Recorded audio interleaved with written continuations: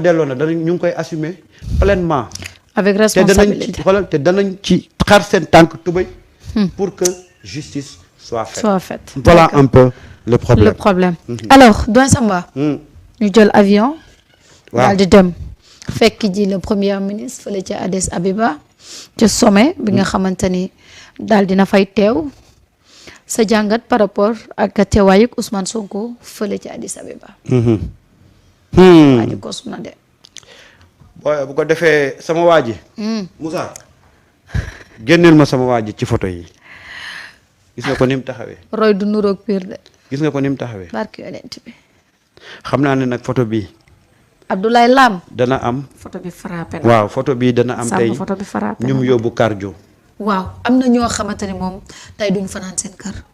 Mareta ca cardiologie lañu. Ousmane a ngi nii taxaw. ca fiis. indiluwaat beneen photo bi. te nii nga koy sûreté nii. gis nga ko mu ngi nii toog ñu bind Sénégal teg drapeau bi. waaw. moo fi représenté Sénégal moo fi taxawaayu président de la République du Sénégal. yónni na ko mat ndaw. keroog gis nga keroog ba ma ko déggee. waaw alaa ne leen yàlla na antu. yónni na ko mat ndaw. gis nga ko nii mu toog. Moussa indiwaat beneen photo dañ koy def ndànk-ndànk tempo. kon ni nga koy sûreté nii. gis nga kii fii waa ji da koo xëcc. waaw ne ko dooma raw. lu mu gàtt danañ photo wu. barki yàlla yóbbu ko suma dëkk. waaw xam nga nag dañ koy tiitaroo. waaw bu ko defee ma def ko benn portele bu mag. wékk ko sama saal. ñu xam ne gis naa Ousmane. waaye yow kii la ñuy wër kii ñun ñoo fi nekk di tendeefal gis nga waa ji ñaari loxo yëpp la jàpp mooy dooma raw. waa ji de xam naa mi ngi naan ko yow laa doon seet gis naa la. très bien waa ji bañ ne ko Ousmane ngi ñëw daa dem. gis nga ko ci escalier ñii ñëpp di waxtaan lu. moom la ñuy xaar de. buy pare ñu kar ko. damay neex a faral lii lañ am lii lañ am. Mareta. gis nga xam naa ne Sénégal yu bëri jotuñu xool les coulisses démb ba tey ci laa nekk ndax man kii. fu mu dem man dama koy topp. ndax mooy siggil sama réew ku siggil sama réew siggil ma moo tax gis nga ba mu demee Mareta. même ñi nga xam ne sax ay genres dañuy def office de agent de sécurité. waaw da nga doon xool niñ ko doon xoolee avec admiration. Mareta ñun Sénégal li ñu yor dañ koy jéem a foyee rek waaye kii mooy Afrique kii moo siggil Sénégal te kii mooy siggil Afrique. billaay. dem na mu nga ca conférence ba won ma fi mu taxawee ak chef d'état yi Mareta. ma ngoog ñëw. gis nga cercle ba. ma nga ca biir. ca fu rouge ba waaw. moo taxaw deuxième rang. instant bi topp nga waaji de. fii it am na fi ñu fi feebar. waaw am na ñoo xam ne def nañu malaise si guddi gi. waaw bu leen évacuer leen. pour la première fois dans l'histoire de notre pays ci li ma xam man. sommet yu mel ni on envoie un premier ministre. pour la première fois. parce que nag sa premier ministre bi nga am. mooy tiitaru Sénégal tiitaru Afrique. lu ñu ko teree nangu. lu ñu ko teree nangu. Sénégalais dafa soxor du nangul moroomam. Sénégalais yël na yéex bala ñu lay mën a nangul rek ñu ne ay waay ndeysaan ak a bëggoon réew. fii mu taxaw nii munoo xàmmee ne moom premier ministre la. déedéet ndax jëmm ji. ndax président la yor ndax doyo ji. ndax gëdd gi. munoo xàmmee ne premier ministre la. carrière président la yor. jeex na nous avons 2 présidents. barke yàlla. la Nouridine Samba Diallo yàlla na yàlla yokk ay leeram. amiin. ne woon nañ danañ toog jamono joo xam ne Sénégal ñaari président lay am. waaw ndeysaan. mu ngi nii. waxoon na ko de. waaw am na benn vidéo boo xam ne jotuma ko envoyé Ousmane ci chaise bi la toog di balancé wu. gis naa ko sànq moom laa bëggoon balancé wu. waaw moom tam Ousmane tam doy na waar de Ousmane fii nga toog opposition bi ñëw assemblée daal ne Ousmane il balance. tey mu demaat ba Addis Abeba Ousmane xam naa yoroon naa vidéo bi. Ousmane di balancé. naan nii. xoolal ci chaise bi. loolu mooy lan mindset bi mu nekk la. mindset bi mu nekk la Ousmane rien ne l'ébranle. kii dara tënku Ousmane dara jomb ko. déedéet Ousmane dara feesul ay bëtam. lii mooy forme bi Mareta lii mooy forme bi léegi nag Mareta damay ñëw. jàngal la. ci fond bi. ci fond bi. kon forme bi nga ma doon may nii rek. forme bi laa la doon may. da nga dégg nag. waaw jaata mais nag fii c'est que fii gars yi du ñuy battre. c'est que Ousmane xool waa du ñuy battre leen nag. kër yi yéen dem internet yi. loolu mooy forme bi. waaw ñu ñëw ci fond bi. tatagal nañ ko il a été très sollicité Marieta Ousmane a été très sollicité ci li nga xam ne moom mooy voyage am bi te balaa may ñëw ci le contenu dinaa la wax ne le premier ministre Ousmane Sonko tey ci samedi bi fekkee na ubbite li nga xam ne moom mooy 39e sommet ordinaire de l'Union africaine ñu placé ko sous le thème assurer la disponibilité de l'eau et des systèmes d'assainissement sûrs pour atteindre les objectifs de l'agenda 2063. ñu ne en marge de cette rencontre le premier ministre a eu un entretien avec son homologue éthiopien Abiy Ahmed Ali afin d'échanger sur des questions d'intérêt commun. Ousmane dem na ca sommet ba waaye terewul Ousmane gisee naag njiitu réewu Éthiopie ba ñu waxtaan ci ay mbir yoo xam ne Sénégal daf ko seq ak Éthiopie mu am yeneen rencontre yoo xam ne def na ko.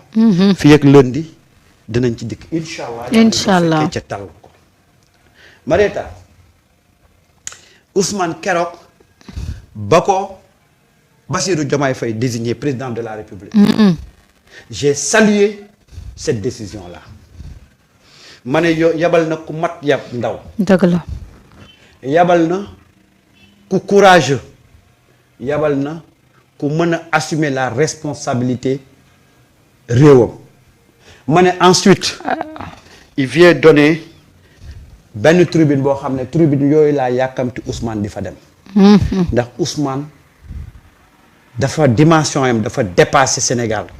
dafa dépasser le continent. Ousmane tribune yi lañ ko war di gis ndax son message Ousmane a un message international. envoyé naa la vidéo balance. le contenu de ces messages. tey àdduna bi yëpp a ko soxla. donc ñu envoyé Ousmane ci tribune yi moi j'ai applaudi j'ai salué et j'ai remercié le président de la République. Bassirou Diomaye Faye. ndax nag. nañ ko wax bu ko neexoon mooy dem.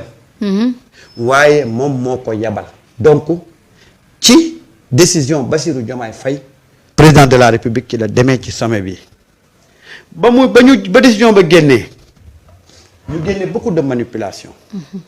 ñu ne Bassirou Diomaye Faye mu ngay piéger Ousmane ndax chef d'État africain yi dañoo jël décision ne dañuy soutenir la candidature de Macky Sall. machin. ma ne leen yéen da ngeen di ànd ak Ousmane waaye des fois damay toog ba sàgg dafay mel ni yéen xamu leen ko. Ousmane kan moo ko mën a jëlloo décision bu mu gëmul. kenn.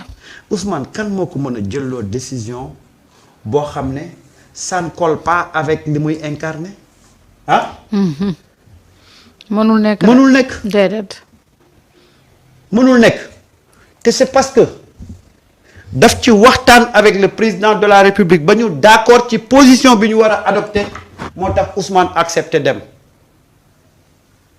waaye bu ko président ñëwoon ne ko Ousmane dama lay envoyer ca sommet Union africaine bi waaye boo fa demee position bi laa bëgg nga jël bu fekkee ne position boo xam ne Ousmane gisu ci boppam danaan ko président dew ma da ko koy wax carrément Ousmane yàgg na leen koo wax nguur feesul suma bët Ousmane kenn du ko defloo lu mu bëggul au nom du pouvoir te chaque jour mu répété leen ko léegi nag Ousmane dem na waaw position du Sénégal waxaguñ ko foofay cës la mais en filigrane mën nga xam ne le Sénégal n'est pas d'accord wala le Sénégal ne soutiendra pas la candidature de Macky Sall. duñ ko def. deret daa taq ci loxo. benn ki ñu yónni. koo xam ne def nañ ko lu ne ci réew mi. du ko nangu. subir na lu ne ci réew mi injustice boo xalaat. waaw Macky ki ñooñam teg nañ ko. boobu benn la. ñaar. lu tax Mimi dàq Bougane la muy soutenir. candidature Macky. waaw. bu Mimi dàqee Bougane ci coalition bi. waaw. coalition Bassirou Diomaye Faye. waaw Mimi dàq Bougane. waaw parce que day soutenir candidature Bassirou Diomaye Macky Sall. waaw Bassirou bu signé bu soutenir candidature. Mimi da koy dàq. Mimi da koy dàq. Bassirou buy soutenir candidature Macky Mimi di ko dàq. jeex na. réew mi comme Netflix. c'est-à-dire que démb li xew rek ci coalition boobu moo lay wone un peu en filigrane la position oui. de du chef de l'État. Ah oui, c'est vrai. ki mu yónni. du ko koy dem naan damay soutenir la candidature de Macky Sall. xalaatu ko. ak nag démb li xew ci fi nga xam ne moom mooy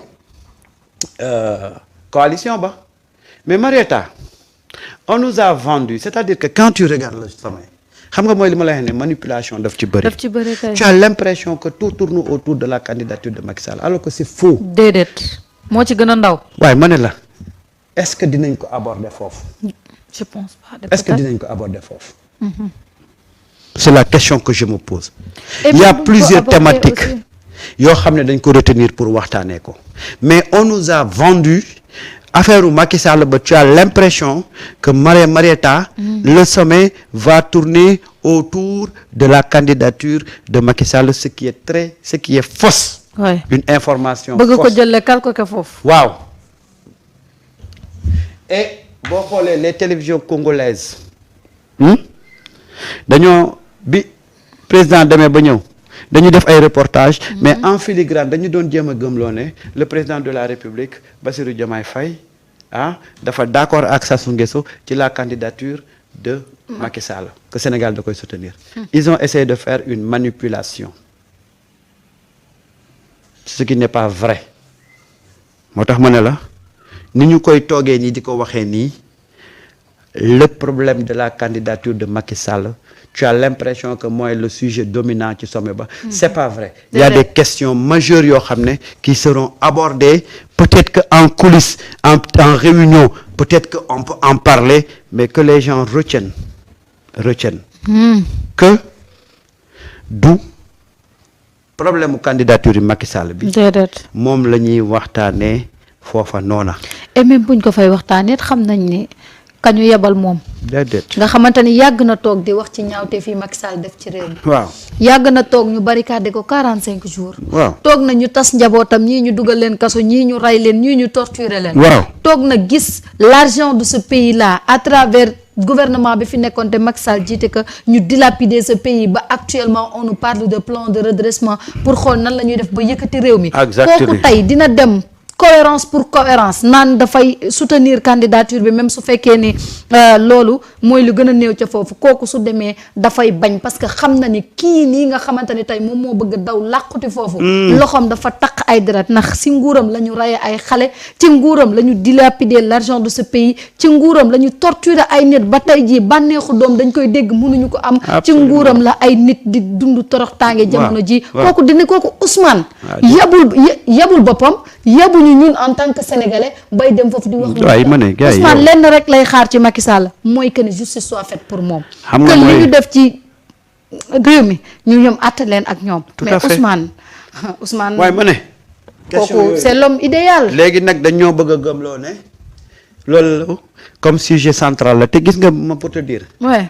tey bi nga xamee ne secrétaire général de l'Organisation des Nations Unies jël na parole. waaw xam nga lan lañ fa waxtaanee. luñ fa waxee.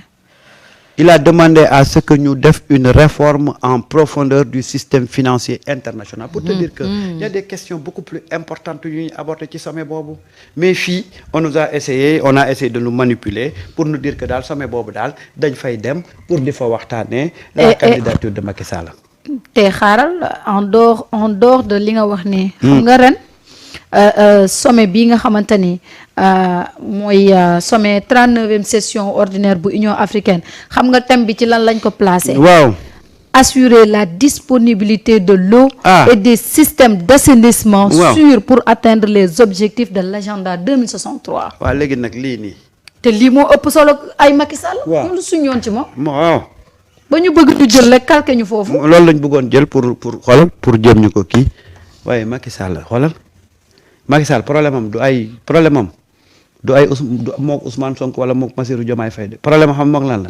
Sénégalais yi tey bu demoon bay déposer candidature am ce sera l'affaire des Sénégalais. te duñ ko Sénégalais yi nañu wàccee woon ca mbedd Manhattan yeeg mbedd xawma fan noonu ca États-Unis noonu la ñuy defaat génne camping car bi wone ce qu'il a fait dans ce pays là ça c'est un combat des Sénégalais te les Sénégalais sont prêts muy ñu nekk fii muy ñu nekk au niveau de la diaspora danañu def mobilisation pour montrer ce que ki ngeen bëgg mu postuler li mu def ci dëkk bi loolu c'est l'affaire des Sénégalais. wallahi Ousmane dana wax ak àdduna Ousmane dana wax ak Afrique Ousmane dana wax ak sénégalais yi parce que le problème de l'Afrique tey aujourd'hui Marieta Ousmane da koy wax à tout le temps te nag dem na ci télévision Burkina def fa sorti Sénégal africain yëpp di cikkatoo sa interview am boobu yàlla nañ ko fekkee tal ko ba Ousmane wax ba pare Marieta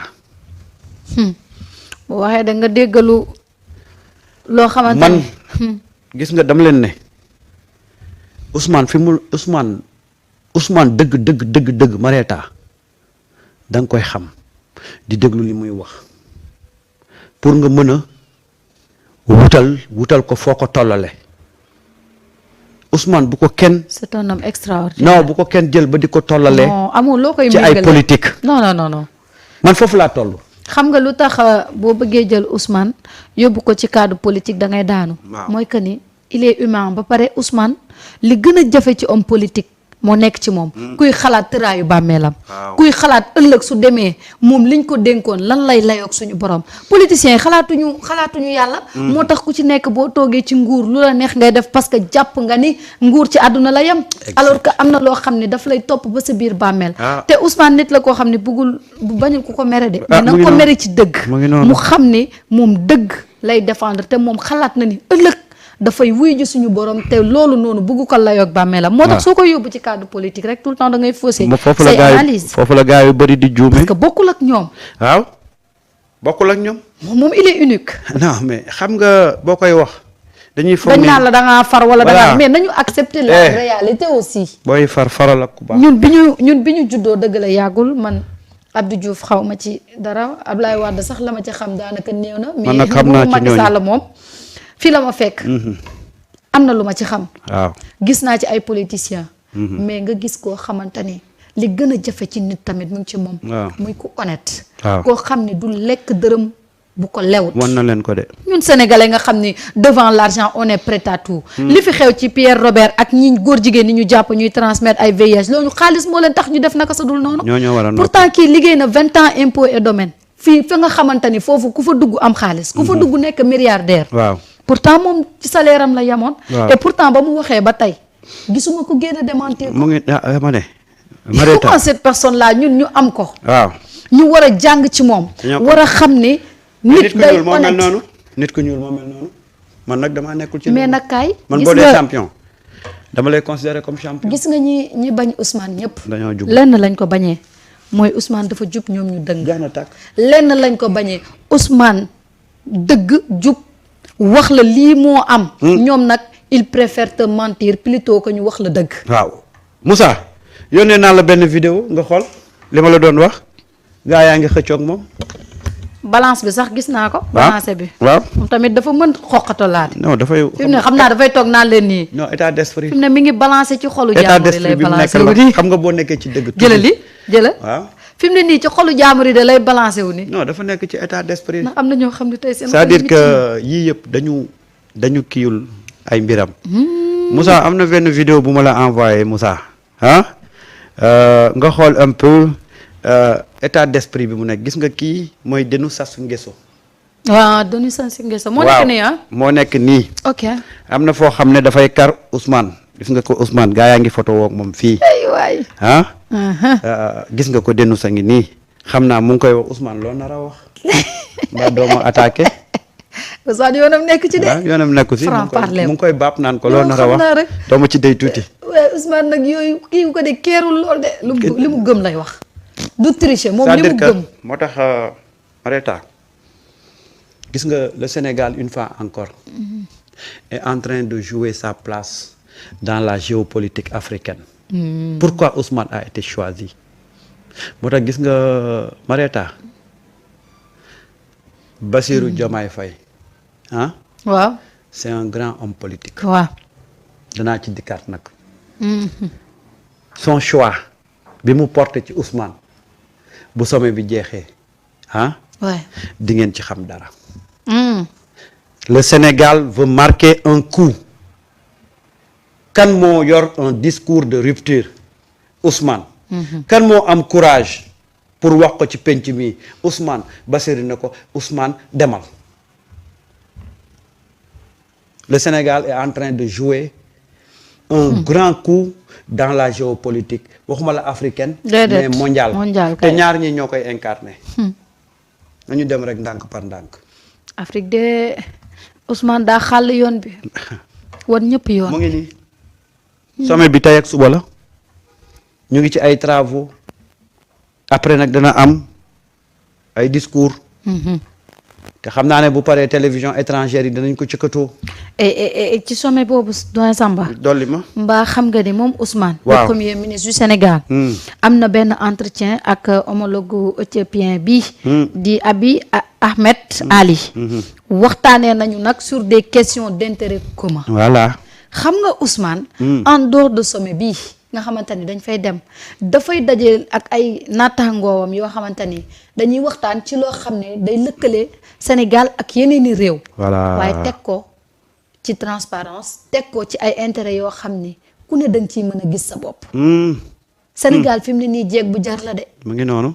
lépp lu ñuy waxtaan ak yeneen réew gagnant gagnant lay doon. Très bien. mais kenn dootul exploiter ci Sénégal yow di ci gis sa bopp. pendant ce temps Sénégal di souffrir comme ni ko Macky Sall doon defee ci li nga xamante ni moo di négociation des contrats ak yeneen Ousmane nag day waxtaan pour intérêt commun. waaw ku ci ne mën cee gis sa bopp kon xam nga ni sommet bi am na leneen lu mu mën a apporter. mais loolu la ñu war a jàng nag.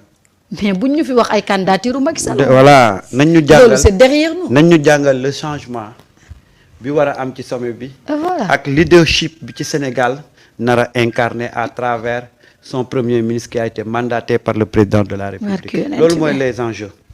mais gis nga bu ñu jël ni di ñu tourner le sommet bi autour de kële non sommet bi dafa am ay enjeux yu am solo dafa am ay enjeux yu am solo Marieta te di nga ci on va dinañu suivre les conclusions yi nga xam ne moom mooy tukkee ci sommet boobu.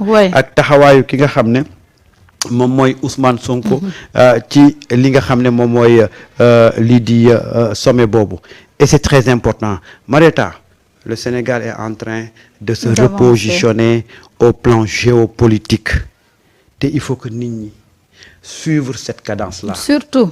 Nous avons aujourd'hui des leaders qui incarnent ce changement-là. Wallaay. Nous avons aujourd'hui un leader qui est en train de renverser la tendance. te tey bu taxawee foofa wala suba ca Addis Abeba. wallaay su waxee les murs vont résonner parce que nag dana leen wax lii population africaine bi di xaar ci yéen président yi nga xam ne yéen a jiite réew yi dana leen ko wax Ousmane dana leen asséner ay vérité yu cru. wallaay. Voilà un peu l'enjeu du sommet. Il faut pas que les gens nous ramènent sur ay problème de ay candidature. déedéet loolu Sénégalais yi dinañ ko régler bu waxtu wa jotee.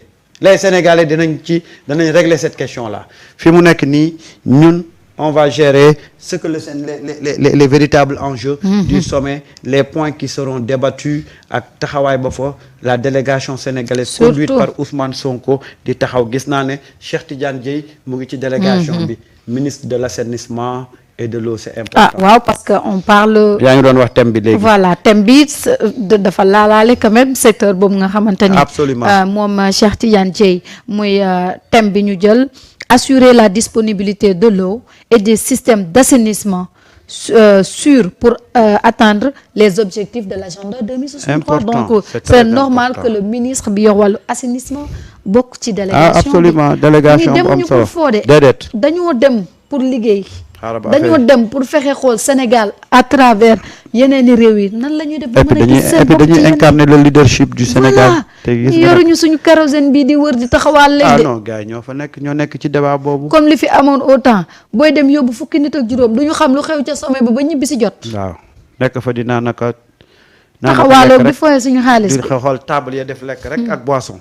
waaw waaye bii nag moom et puis Ousmane c'est l'attraction du sommet. ah oui. xam nga gars yi dañu doon dégg Sonko. tey nag biñ ko gisee. mu ngay photo wu rek di portele wu rek. gars yi di. parce que nañu moytu nag balaa ñu ñuy wecceel Ousmane. kenn duñu ko wecceel ndax gisoo. sax fii la dem Turquie Erdogan daan ko ay ñëwaatal mu dem Chine ay yooyu. wóor yow déet day di xëy ñu wecceel ñu Ousmane indi foo bi tey original. yow xanaa gisoo Cheikh